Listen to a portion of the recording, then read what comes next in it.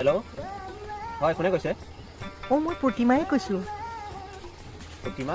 কোন প্ৰতিমা? বা তুমি মোকো পাহৰি গ'লা ন? প্ৰতিমা পাইছোঁ কোৱা। নাই এনেই তোমাৰ চাকৰি কথাটো খবৰটো পালোঁ যে সেইকাৰণে তোমাক ফোন কৰিছিলোঁ আৰু।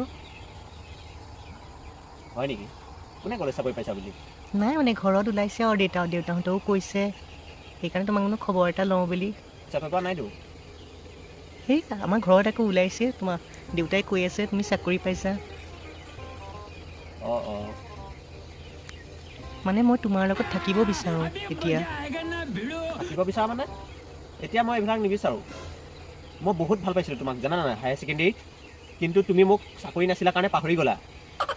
চালাখৈ মোতকৈ কিমান সৰু সেই আকাশে এই ৰাসত ছোৱালীলৈ ঘূৰিব পৰা হ'ল, কিন্তু তোমাৰ জহতে মই নোৱাৰিলোঁ, সেইটো সুবিধা মোৰ নহ'লগৈ।